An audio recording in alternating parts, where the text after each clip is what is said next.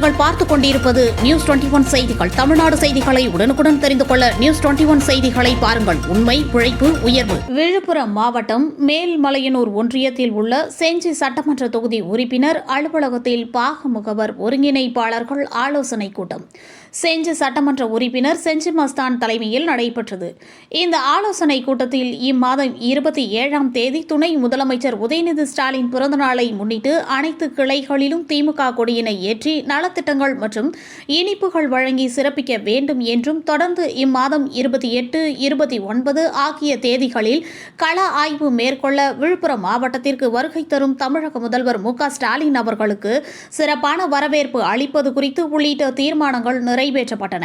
இந்நிகழ்ச்சியில் ஒன்றிய செயலாளர்கள் நெடுஞ்செழியன், பாக முகவர் ஒருங்கிணைப்பாளர்கள் மற்றும் திமுக நிர்வாகிகள் கலந்து கொண்டனர். நியூஸ் 21 செய்திகளுக்காக விழுப்புரம் மாவட்ட செய்தியாளர் அருண் பிரகாஷ்.